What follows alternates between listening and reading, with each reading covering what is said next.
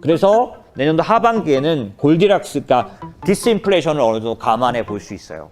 그런 장세를 보면서 업종과 종목을 쫓아가야 되는 게 맞는데 제가 보기에는 채권 얘기에서 그 얘기가 왜 나오냐? 그렇기 때문에 기본적으로 물가가 점점점 내려가는 국면, 디플레이션 국면에서 채권은 어떠냐? 디플레이션 국면에서는 주식보다 채권이 더 우월한 경우가 많았죠. 예, 그래서 채권 투자는 이제 시작해야 될 상황에 온 거죠. 채권 투자를 한다면 어떻게 하느냐?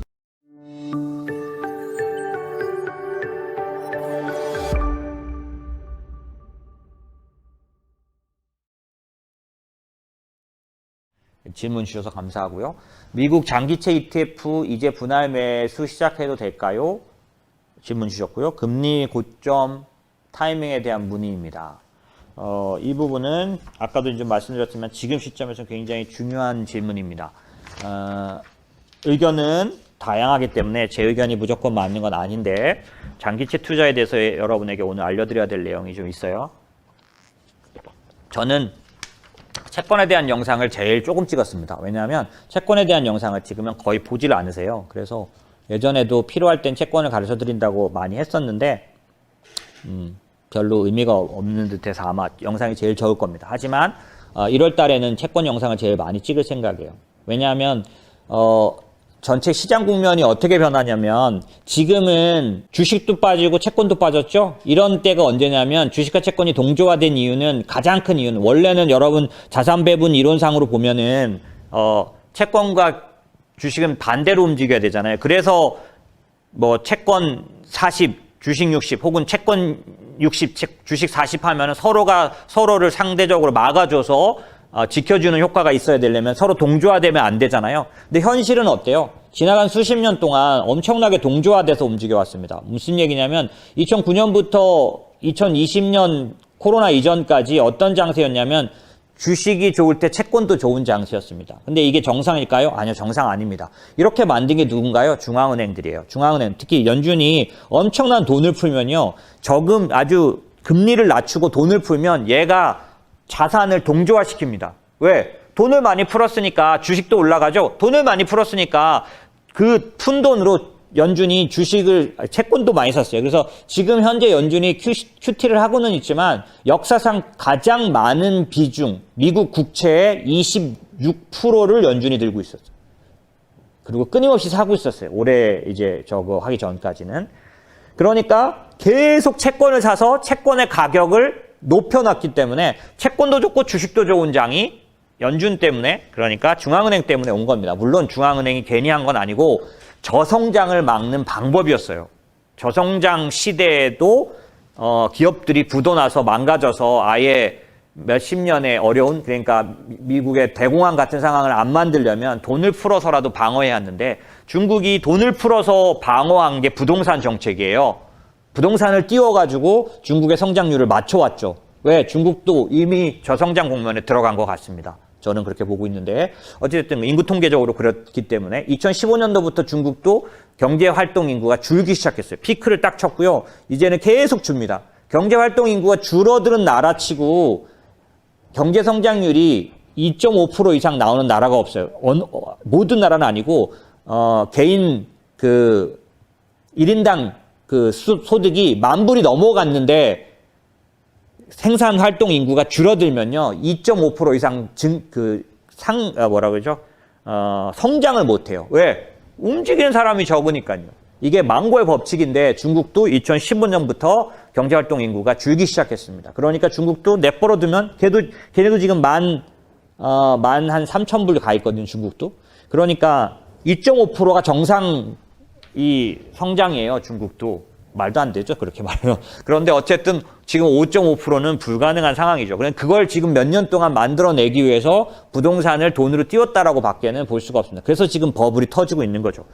도저히 안 돼서 이번에도 다시 막기로 했어요. 원래는 이거 파헤치기로 했었거든요, 시진핑이. 그런데 안 돼요, 도저히. 그래서 다시 15가지 정책을 내놨죠. 부동산을 다시 살려야 합니다. 왜? 난리가 났으니까요. 어찌됐든 그런 일들이 일어난 이유는 다 돈을 풀어서 경기를 부양해 왔기 때문입니다. 전 세계 중앙은행 공통적으로 해왔던 행동이에요. 그렇기 때문에 주식과 채권은 같이 갔습니다. 그런데 그 중에서도 올해처럼 이렇게 동조화된 적이 없어요. 근데 이렇게까지 동조화되는 장세는 어떤 장세냐? 스태그플레이션 장세입니다. 물가는 오르고 경기는 떨어지는. 그러니까 물가가 오르니까 긴축하죠. 경기가 떨어지니까 어떻게 돼요? 침체가 오니까 어떤 식으로 빠지냐면 기업 실적이 떨어지니까 이게 금리를 올리니까 채권값 떨어지고요. 경기가 나빠지니까 주식값 떨어집니다. 그래서 이게 강도가 워낙 둘 다 셌죠. 4% 이상 올해 말 가면 지금 50bp 오르면 4.5를 올릴 텐데 볼커가 74년인가 4% 올린 게 최고입니다. 지금 4.5면 역사상 1위를 아마 달성하고 올해를 끝낼 것 같아요. 이렇게까지 빨리 올렸던 적이 없으니 이렇게까지 채권이 빠진 적이 없을 겁니다. 반대로 이렇게까지 인플레이션에 의해서 터미널 레이트만 바라보고 계속 밸류에이션 조정 이런 최대 4%까지 간다. 5%까지 간다. 얼마 전에 누구죠? 7% 선언했죠. 7%. 예. 7% 간다. 이런 식으로 나올 때마다 주식이 그럼 더 내려가야 돼. 더 내려가야 돼. 이랬으니 주식 나스닥 기준으로 36%, 37%. 그 다음에 채권 기준으로 최대 낙폭 몇 프로였냐면 미국 국채 10년물 기준으로 4%, 5%까지 빠졌었습니다. 이런 적이 없죠. 근데 이렇게 동조화된 얘기를 왜 하냐? 제가 왜 하냐면 그러면 이 스태그플레이션 장세가 내년도 초에는 어떻게 바뀌느냐? 디플레이션으로 일단은 바뀌게 되죠. 왜냐하면 물가는 좀 조절이 되는데 그런데 연준이 올렸기 때문에 경기는 침체한다는 의혹에 빠져 있는 상황이니까 물가가 조절되고 경기가 안 좋은 상황. 이게 디플레이션이죠. 그런데 만약에 경기가 마일드한 침체 혹은 어떤 변수에 의해서 저는 그게 탈세가에서 오는데요.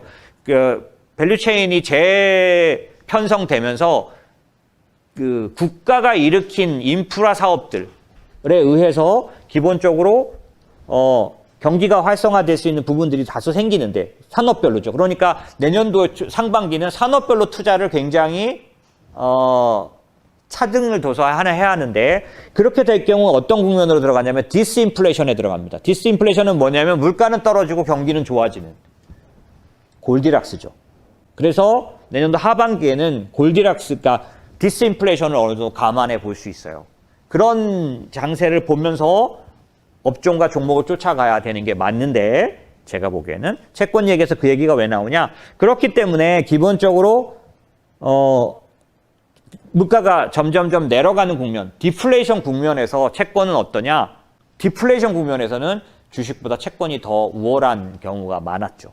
예, 그래서 채권 투자는 이제 시작해야 될 상황이 온 거죠. 채권 투자를 한다면 어떻게 하느냐? 자세한 내용은 오늘 지금 벌써 50분이라서 제가 자세히 말씀 못 드리는데 어떤 수익이 날 수 있는지 말씀드려 볼게요. 국채 투자 얘기 드릴게요. 저는 지금 국채 투자를 이제 법인들은 회사채들을 사들이고 있어요. 은행채가 굉장히 싸져가지고요. 은행채가 뭐 1년짜리가 5.6%짜리들이 막 나오고 있으니까, 그죠? 그런 것들을 하고, 뭐 오늘도 보니까 퇴직연금에서 저희 법인 퇴직연금 하는 쪽에서 보니까 보험사 1년짜리 원리금 보장형이 5.6%, 그 다음에 어떤 보험사는 6.6%짜리가 나왔더라고요. 어쨌든 그런 것들이 있으니까 그거는 해드리지만 투자에 관련된 원리금이나 채권 금리 쿠폰을 노리는 게 아니라 국채로 투자를 하는 채권 투자의 경우는 제가 지금 말씀드린 이런 투자를 하시는 게 시작될 필요가 있으시죠.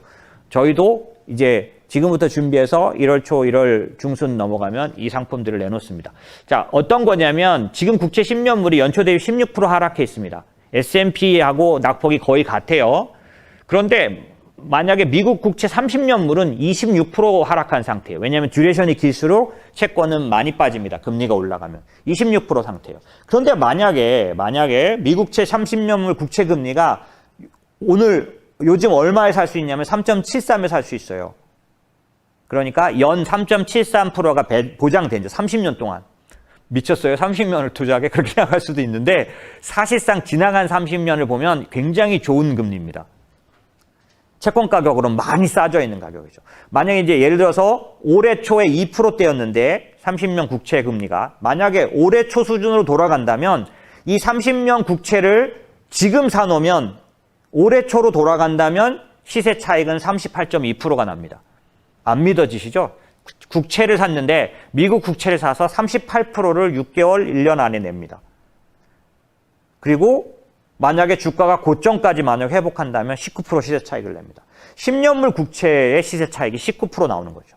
저는 그래서 요즘도 10년물 국채들, 미국 국채, 한국 국채 뭐 이런 것들을 이제 시작했는데 이런 투자를 하는 게 국채 투자입니다. 지금 장기채 ETF 분할 매수라는 거는 어떤 거냐면 단일 직접 채권을 매수하는 게 아니라 장기채들을 갖고 있는 ETF를 사는 거예요. 아주 좋은 투자가 될 수 있습니다. 여기에 지금 제가 말씀드린 직접 투자도 병행하는 게 더 좋죠. 어찌됐든 장기채 ETF 투자는 지금 제가 말씀드린 이런 논리들 때문에 저는 시작했다라고 보여집니다. 시작하셔도 좋을 것 같습니다.